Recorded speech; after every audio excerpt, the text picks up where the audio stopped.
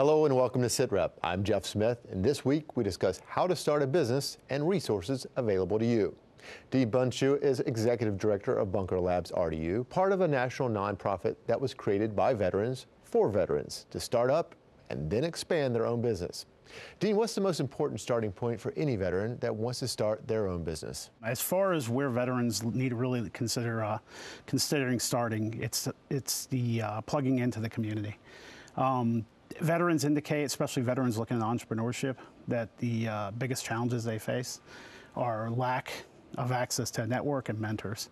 So the quicker that you can get plugged into the local ecosystem and become a part of that ecosystem, the more likely you are to succeed. I know there's no magic button, but it is important that even if you have a great idea, it seems like it's going to be a great success, you still want to make sure you connect with the other entrepreneurs who have done this before, correct? Yeah, one of the stats that's kind of interesting is that entrepreneurs are 70% more likely to succeed if they become part of a structured program. So basically creating that infrastructure and then plugging the veterans in to the existing ecosystem, which of course here in RTP is pretty robust, especially in places like the American Underground, some of the things they got going on in Raleigh and Durham. So getting those veterans quickly plugged into all the resources that we have here is what allows them to get their business going and growing.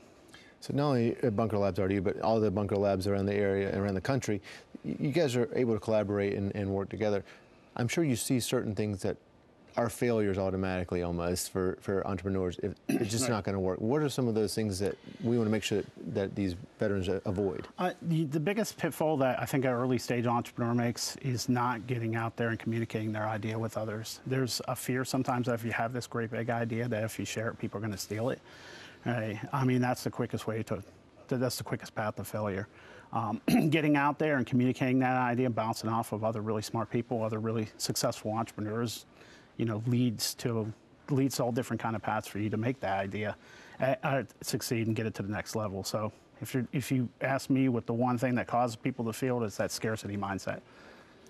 How do you help bring together specifically in the veteran community? How do you make sure they come together? What are some of the resources available for them to come together and share these ideas? So, I mean, our mandate is to essentially inspire, educate, and connect veterans as leaders in entrepreneurship innovation. And the way we do that is through a four-pillar model.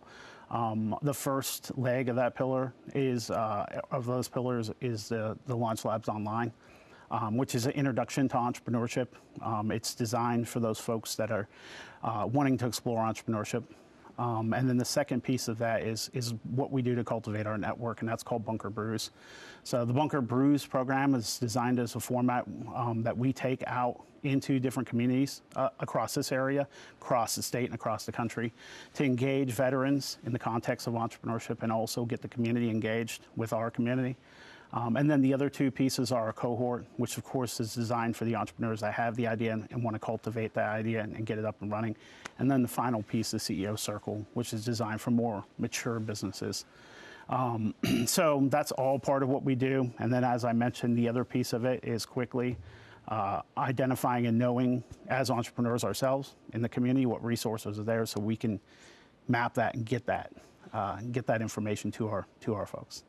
Now, once you have a successful business, and you guys have lots of parts of your community that you work with that are successful, what is the next step to continue that success within the community? How do you continue that? Yeah, so that's where the CEO Circle program really comes in place. Those are the business owners who typically are between 1 to 3 employees on average. They're up, they're running, they're generating revenue, and they're looking to accelerate their business. So when you get all those businesses together in one room, what that facilitates is the peer-to-peer learning environment where those entrepreneurs could share best practices and discuss some of the challenges that they face. And 9 times out of 10, when you put 10, 12, 15 of those successful growing businesses in a room, they can solve their own problems. So we want to be the facilitator of that. And you have some more Bunker Brews coming up soon, I'm sure. Yeah, so gosh, this year just in North Carolina, we have 40 on the calendar. I think I mentioned we did one last night in partnership with WeWork. A lot of people are familiar with WeWork. They're coming to this area. We have co-located across the country in 10 different locations with them. Last night we did an event in Charlotte in partnership with them. And then we're doing an event next Tuesday Iron Yard Brewery in Wilmington. We have events on a monthly basis here in places like the Loading Dock, which is a veteran-run business, incubator-type co-working space in downtown Raleigh. We're getting ready to do another big event with American Underground.